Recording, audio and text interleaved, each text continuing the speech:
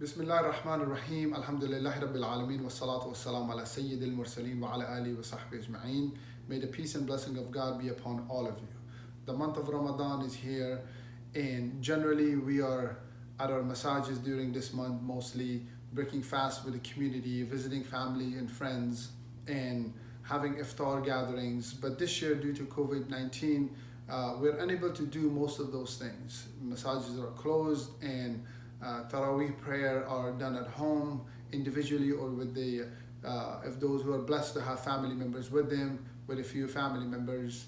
But most of us, we miss the days of Ramadan the way it used to be. But there's wisdom in everything that happens, and nothing happens in vain.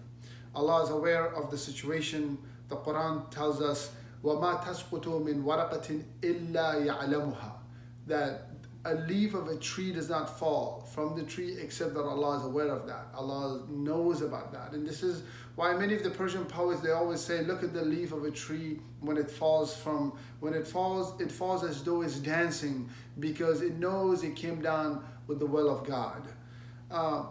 During this time, some of the people, unfortunately, because of loneliness, they go into a state of depression. And loneliness, in a way, it's not a bad thing. Sometimes we do need seclusion from society and from the rat race of life in order to take an inward journey. Instead of most of us, we travel through the world in our lifetime. We go from places to places, but not many of us take the inward journey into the universe that God has put inside of us. So it's an opportunity that most people would dream to have a few months by themselves. Being alone is not a bad thing, because you're never alone in reality. Whenever we are alone, we're alone with the alone. And that is something that is the most powerful thing in human life, is realizing that always you have an audience of one, because God will never abandon his servant. He's always there. God is always there for us.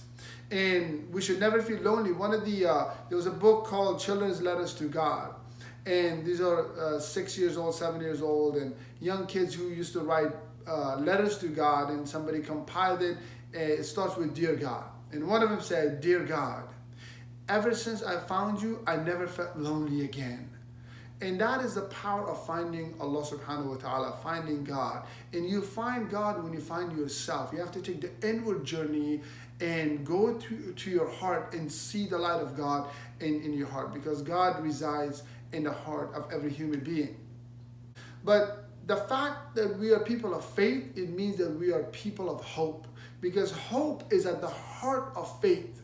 Rumi said, God has put hope at the beginning of the path, that you don't even have to travel. The moment you believe, hope is there. So keep it with you as a companion. And hopelessness is not part of our tradition. It's not part of our tradition. There's a story of a king that he said that told his wazir, his minister, make me a ring that something inscribed on it, that if I feel depressed and hopeless and down, then I look at this and it brings me up and makes me balanced and happy. But if I get too happy and overexcited and I'm, becoming kind of arrogant, then I look at this, then it brings me down and makes me balance again, which happiness is in the balance.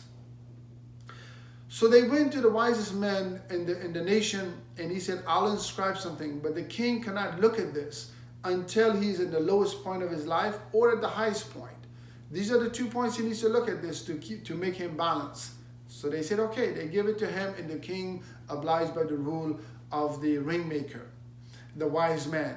And then the king was attacked, his kingdom was taken over, and his castle was taken over, he was running away, he became a fugitive from being a king, street to street in his own town, and they're trying to grab him and kill him. And finally he gets away from the soldiers of the enemy, and he hides behind a rock, and at this point he's at the lowest point of his life. He said, let me look at this ring. And he looks at the ring, and it says, In nis begzarat, this too shall pass. And he said, when I read that, it brought a tranquility into my heart. This too shall pass. And then he goes into a house and he takes refuge. And then A few weeks later, he gathers his soldiers, he comes back and he takes over his kingdom again. He becomes the king and everybody praises him as this man of chivalry and honor and warrior. And then the parade is happening and he feels really on top of the world. And at that moment, he said, I looked at the ring to make myself balance again. And it says, Inni bigzarat, this too shall pass. And he said, it balanced me and brought me to the middle. And that's the secret of the human being, that we are the middle creature. And the Quran says, وَجَعَلْنَاكُمْ أُمَّةً وَسَطًا. We have made you as the middle ummah. The verse 143 out of 286 verses of Surah Baqarah, which is the middle verse of the surah. Aristotle, in his book, Akhlaq and Nicomachean Ethics, he said about the moral virtue.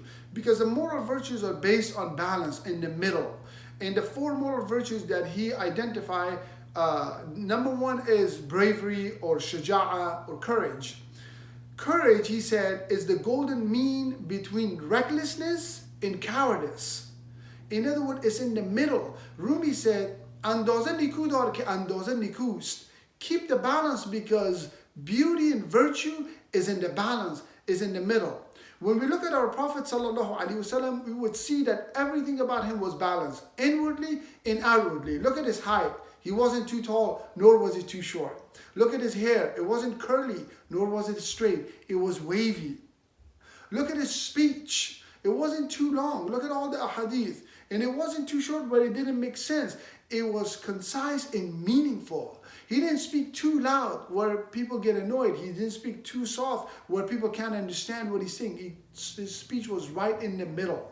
He didn't eat food that was, when he ate something that was hot and dry, he mixed it with something that was wet and cold. He ate watermelon with dates in Shama'il Imam Tirmidhi, because the coolness of watermelon would neutralize the heat of the date.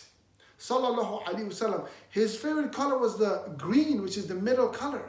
Is the color of people of paradise. Everything about him was balanced. Was in the middle. Because extreme is what is happiness is in the middle, and extreme takes away happiness from us. But we have to know that the nature of the world is that it's going to try us with pandemics, with wars, with trial, with grief, this is what the world can give.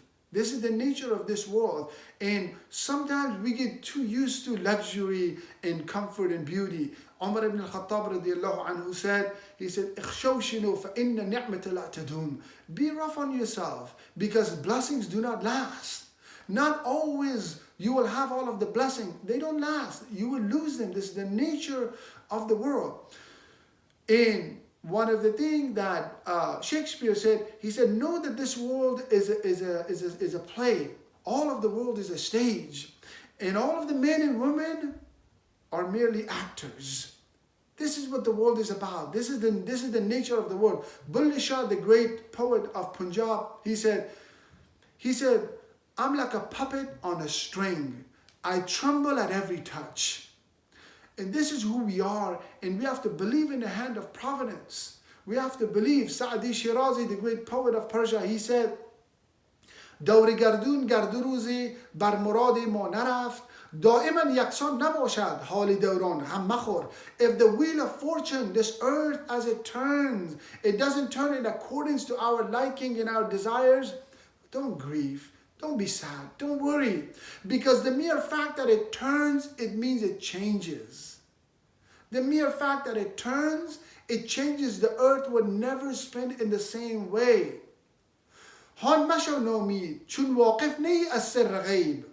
Don't become depressed. Don't be sad. Don't be hopeless, because you're unaware of the mysteries that are in the unseen mysteries of God. Because this life is like a stage, a play. Our lives are like a play on the stage of the earth.